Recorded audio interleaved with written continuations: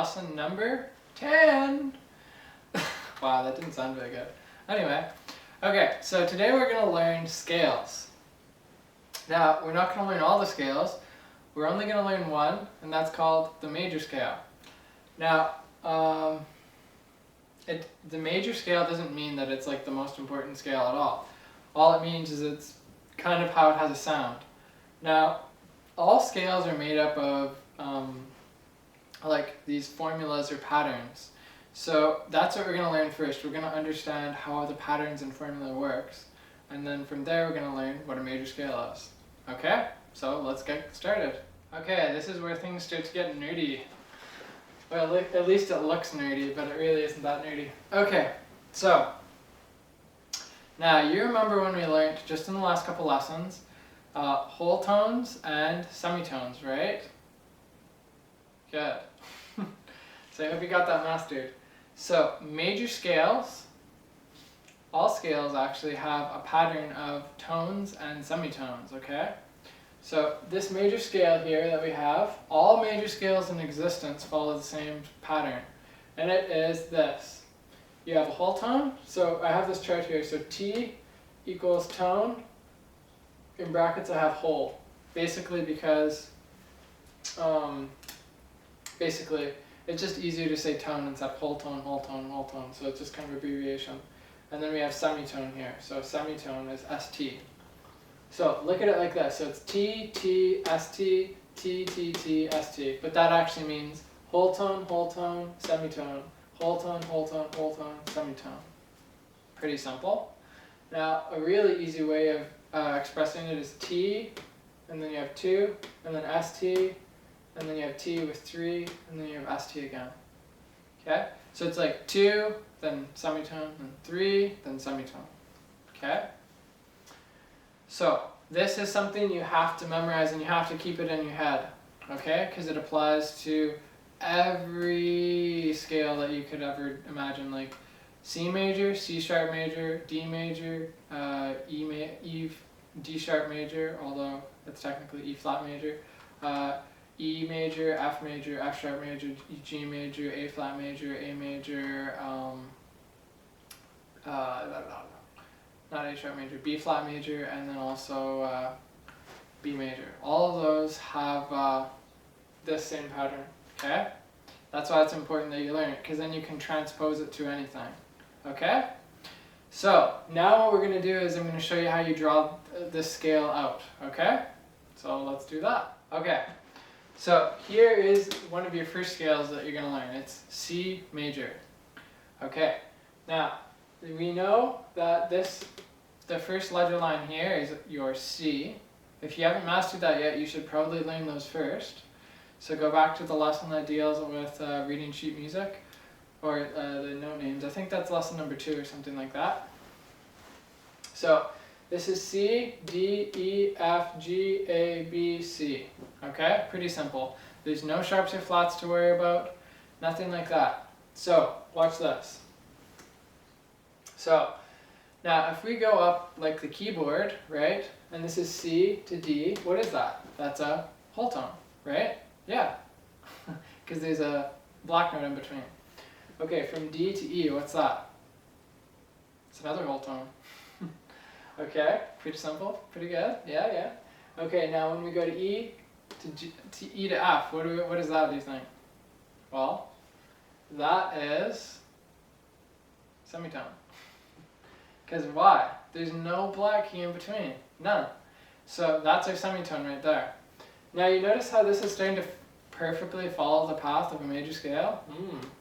Now, F to G, what is that? Well, there's a black note in between, so that's a tone. And then you go G to A, that's a tone.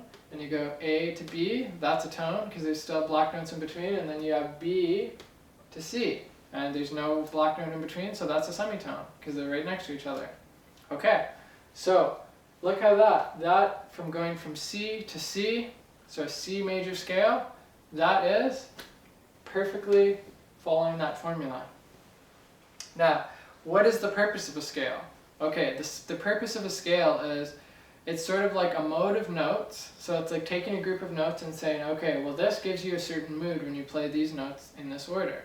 And if you leave the other notes out, it doesn't sound bad in the sense that it fits a certain key. Basically how scales were developed is that they wanted one key to be the center point of the entire scale. So scale writing is getting into starting to learn to apply what we're learning to actual music. So scale, these ones are called scales with a tonal center, okay? So everything is drawing upon the first note of the scale, which is C. So everything is centered around C.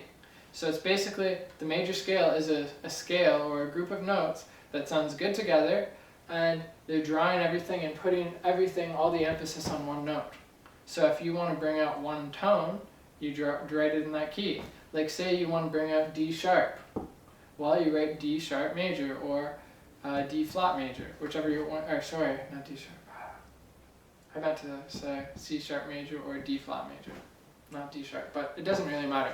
You pick any note you want to, write a scale, and then boom, you got it. Now, why I'm using C major here is because it's the simplest to understand. Now, I'm going to draw out two more examples and I'll show you why it can get more complicated later on. Okay, so I've drawn two more examples out on top of the one I already have, technically on the bottom, but okay. So right here I have F major. So it starts on F. That's why it's called F major. Now, this is the major scale, so it's following this pattern of tone, tone, semitone, tone, tone, tone, tone, semitone. So see these slurs here? That's actually what these are called. When you have a little thing connecting these two, those are called slurs. Okay? If you were playing that in music, you would connect them together in kind of a legato touch form. So da, da, da, da, da, da. Not dun, dun, dun, dun. Right? Those would be separated slightly. That's kind of not really what I'm trying to show though, but so a slur is marking the semitone here. That's what actually we're going to do with all our stuff. It's to help you show which mode or type of scale that you're playing is in. Because based on where the semitones fall, you'll have different patterns. Okay, so why this is getting more complicated, see how I have a flat here and a sharp here? Well, let's see. Why do we have them in here? Okay, so from F to G, that's a tone. Yeah, so there's a black note in between. So from G to A, what is that? That's a tone. Yeah, good.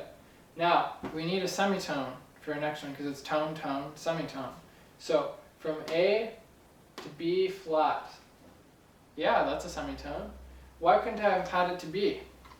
Well, if I had from A to B, there's a black note in between, and that means that I can't have a semitone there, could I? So I actually have to add this flat in there. So I pull the B back to a B flat, and now I have a semitone. Now, after that, I need a whole tone. And from B flat to C, well, now there's a B in between, so I have a whole tone. So from B flat to C is a whole tone, and C to D, that's a whole tone, because there's another black key in between. And then D to E. Now, my thing kind of got a little wonky because I'm drawing this by hand on these huge ones, so it got a bit weird there. Anyway, so from D to E, yeah, that's a whole tone. Now from E to F, there's no black key, so that's a semitone. So it actually works out quite well. So that's our major scale for F major. So it has B flat instead of playing C, or B flat instead of B. Now for G, we have to add in F sharp. Probably you can guess why. So I'm not going to go too fast or too slow here. So from G to A, that's a whole tone. A to B, that's a whole tone. So we have tone, tone. Good, we're good so far. B to C, that's a semitone. So it actually works out. I don't even have to worry about doing any modifying there. It just keeps going. So C to D, that's a whole tone. Yep. D to E, that's a whole tone. Good. Now, E to F. I need another whole tone, but E to F is a semitone. So I am going to push F to F sharp. Now also G needs a semitone. From this one to this one I need a semitone. And from F to G, that's a whole tone. So it works out very well that I put a sharp there. because it gives me a whole tone where I need it, and it gives me a semitone where I need it. So by putting that sharp there, it has corrected the problem. So now I have the tone, tone, semitone, tone, tone, tone, semitone. See? Now it gets a lot more complicated. These are actually the most simple examples that I could drum up. So here's one with a flat, the most simple one with a flat, and the most simple one with a sharp. But later on you can get it where you might need like 7 flats. So every one of them has to be modified to fit the thing. So that's where we get into dealing with things called key signatures and stuff, but we're going to learn about that in probably about 2 videos from now. Okay? So that is major scale pattern. So homework. No.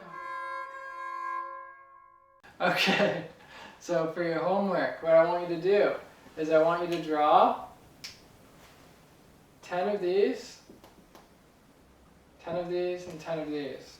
Okay? And I want you to draw C major, F major, and G major in bass clef and treble clef. So both clefs, 10 times. You could do 5 in each clef. And what I want you to do is mark them with the semitone slur thing to show where the semitone is.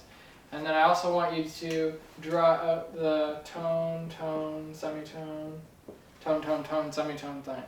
Draw that out like 5 times and memorize it so it's stuck in your head, okay? So that would be your homework. Okay, take care guys, and I hope you guys found that helpful, and I'll talk to you guys later. See you in the next lesson.